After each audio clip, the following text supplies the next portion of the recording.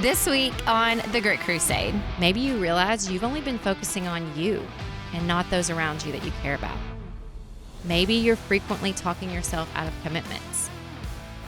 Maybe you're often bored or tired or even lonely. Maybe your life feels meaningless.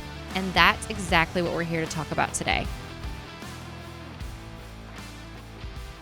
Hey, Grit Crusaders. I'm Brooke, your host here today on the Grit Crusade podcast. If you're new, I'm so excited that you're here. Be sure you like or follow this podcast and subscribe to it if you're watching on YouTube. It's not about followers for us, but it is about getting our message out to the most people. And if you're returning, welcome back. I'm glad you're here. We've got a great episode here for you today. So today we're going to be talking about taking control of your life. And today is an extra day of the year. So if you're listening to this on launch day, it is Leap Day. Woo! And we have an exciting new announcement as well. This is our first episode with our new production team, Clanton Creative. And so we are so excited to be partnering with them. Darren is here today during recording, as well as my assistant, Rebecca. So I always like to give a shout out to the people behind the camera because you don't always get to see all the hard work they do that helps us on front of the camera bring these episodes to you each week. So taking control of your life. So I'm going to start today with telling you a story. And this story is about a 33-year-old woman. She had a 6-month-old little boy. She accidentally got pregnant, finding out 2 weeks before launching her second company that she was pregnant. She was getting up early each morning to work out, rushing her son to daycare, rushing back to the office to put in the hours, running to daycare to pick her son back up, to maybe spend an hour or two with him before dropping him back off with his grandma or babysitter. And then she would run back to pick him up at 9 or 9:30 each night and repeat it all again the next day. Her hair was falling out from lack of proper nutrition after 6 months of breastfeeding. She was sleeping 4 to 5 hours a night max. She was heavily medicated. She had no friends, no hobbies. She didn't see her extended family. She didn't check on her friends. She had no idea how she truly felt on the inside, and she was on the verge of an institutional breakdown. She was me. 6 years ago, that was my life because I had no control over it. It literally had control over me. And the 6-year-ago version of myself, I'm actually still really proud of. I'm proud that she stuck it out. I'm proud of the hard work that she did. I'm proud of her work ethic. I'm proud of the hours that she put in.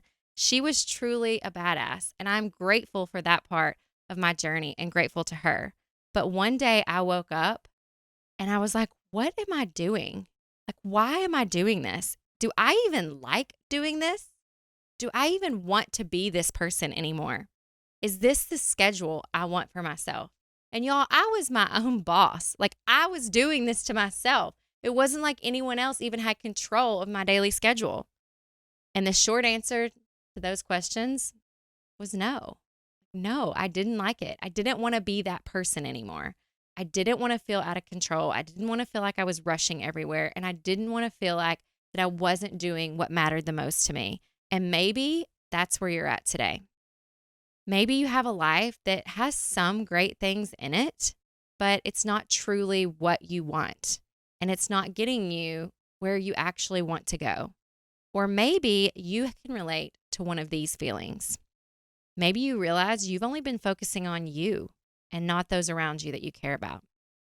Maybe you're frequently talking yourself out of commitments. Maybe you're often bored or tired or even lonely. Maybe your life feels meaningless.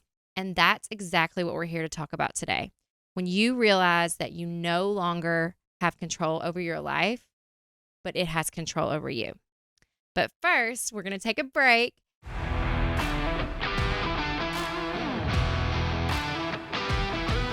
And do trivia in the trenches, which is my favorite part of the podcast. And so if you're new, I ask the question either to you guys or to my guest and try to stump you because I get some secret joy in you not knowing the answer for some reason. And then I try not to also give you long enough that you can look up the answer. So here we go. Trivia in the trenches. What is a tightrope walker called? A funambulist.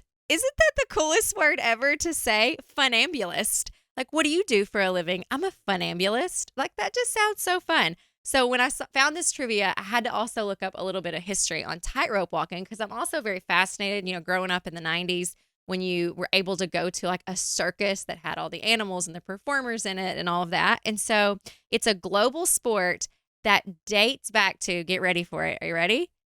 AD 79. That is 79 years after the death of Christ. Like, y'all, that is nuts. All right. And so one of the most dangerous successful tightrope walking events conquered, I don't know how you really say it, was in 2020 by Nick Walinda, which is the Walinda family are famous for tightrope walking. His great-grandfather, Carl, was a tightrope walker too. He attempted and succeeded to walk across an active volcano, the Masaya volcano in Nicaragua. Toxic gases and winds affected his aerodynamics, and he continued to traverse, here we go, 1,800 feet wire across the crater and hot lava bubbling up 2,000 degrees Fahrenheit. And because of like the fumes and everything coming up from the volcano, he had to wear an oxygen mask the whole time while he was doing it. Like, that gives me chills saying that. And then it's like the wall part that I'm about to say. Like, maybe I shouldn't share this part, but I'm going for it. So he's the Walinda family. His great-grandfather was Carl, and he attempted the most dangerous tightrope walk of all time, which was between two towers of a 10-story, the Condado, I may not say this right, Condado Plaza Hotel in San Juan, Puerto Rico, 121 feet above the pavement in 1978, but he didn't make it. I know, right? But now his great-grandson is a really famous tightrope walker. So there's your funambulist tip for the day. Here we go. All right, back to our topic today of what do you do when you realize you no longer have control of your life and it has control of you? Well, the first step of anything in your life when you want to change is acknowledging it, okay? That this is not where you want to be. And realizing that that's okay, because that takes a lot of courage to even say, I don't want to be like this. I don't want to do this. I don't want to live this anymore. That's totally fine. For me, it showed up like this. So I woke up one morning and realized, what am I doing? I don't love this schedule. And I'm in charge of the schedule. So I dropped my son off at daycare and I went to a local park. It's called Bishop Park here in Saline County.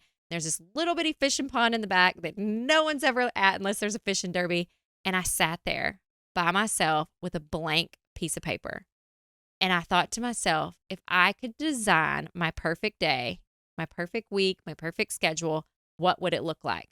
And the first thing I wrote down was the exact schedule I was doing right then. I'm like, no, I'm lying to myself. I don't love this schedule. I don't want to do this. And so I literally took the piece of paper and I erased it all. And I started over. No, try again. What does that schedule look like? And what that schedule looked like for me then was going into work later so I could spend my mornings with my son. Because he was little. He was a toddler then. He was tiny. And so I made some small tweaks to my schedule that I could with the big end game of I want this to look totally different in a couple of years. And it did. So I mentioned earlier that, I was still really proud of that girl. I was still really proud of that 6 year ago version of myself. And it's okay for you to simultaneously not want to be something anymore and still be proud of the person you were back then. You don't have to feel shameful. You don't have to feel embarrassed, but you change over time. Like, you are a growing, evolving being, and that's good. That is part of the human experience on earth. So many times when we decide, okay, well, I don't want to do this anymore, then we become shameful or embarrassed of who we used to be. No, that's okay. It's part of what makes you, you. It's part of your journey. And so in being able to hold on and respect the work that you did before while simultaneously being ready for what's next for you. So acknowledge what it is that you're wanting to change, what you're wanting to take control of, and be okay with the fact that you're not doing it right now. Okay? The second step of taking control of our life is taking responsibility for how you got there. This one's not always fun. Okay? You are the only one responsible for you in your life. You are the only one that has the power to change it, and nobody's coming in to do it for you. No one. So you not only have to acknowledge where you're at, but you got to take some ownership of it, okay? well, I probably let some things slide by and I probably said yes to too many commitments. Or maybe I was ignoring the feelings that I was having about that. Maybe you don't want to be in that relationship anymore, but you've stayed there for 10 years because it's what you were supposed to do.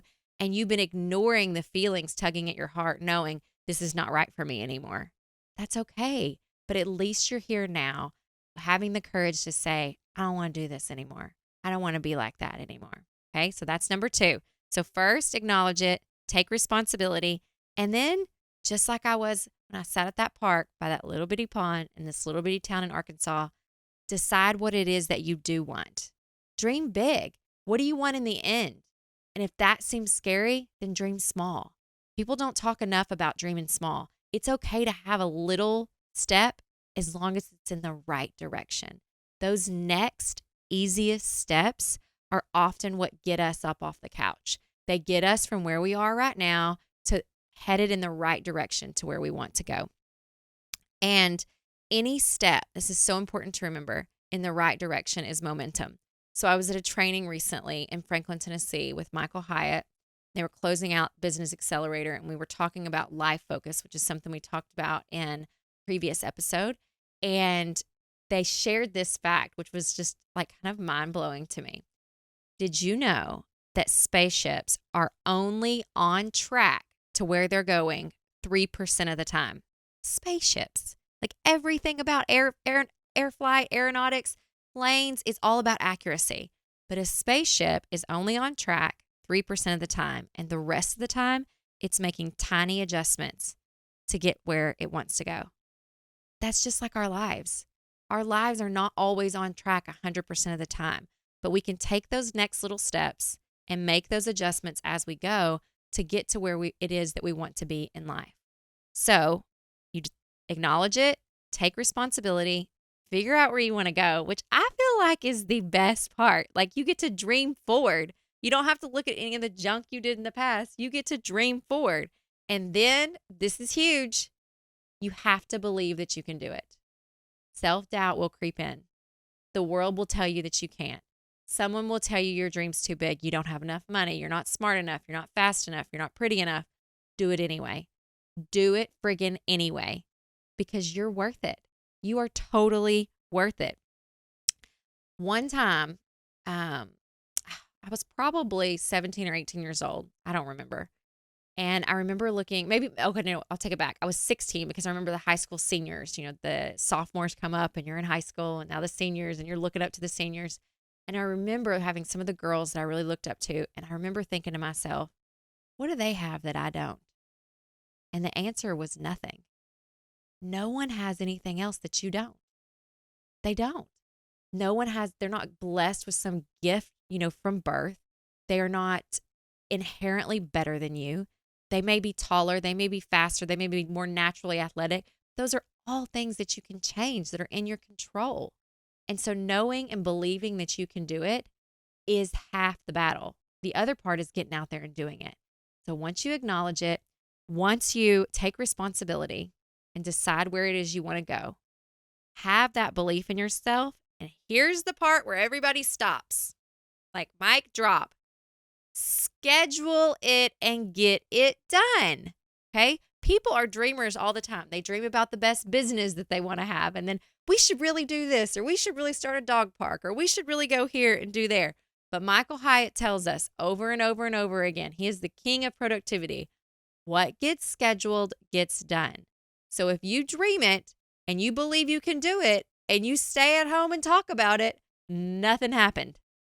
You've got to schedule it, plan it, put it into your routine to get it done. Okay? Because those of us in life that actually take what we want to do and start making small steps in the right direction. No one opens a business overnight. When you see that business open, there's probably 5, 7, 10 years of planning that happened before that. You see a new program launch at a business in your town, a new hairstylist hired, a new movie came out. That movie wasn't filmed last month. That thing was probably filmed 4 years ago. How long did it take to get from there to here? But somebody took charge and decided to schedule it, because that is the difference of you taking control of your life instead of your life taking control of you. Until next time. Thanks for listening to the Grit Crusade. I'm Brooke Plack. Join me again next week on your favorite podcast platform or on YouTube. This podcast is produced by ClintonCreative.com.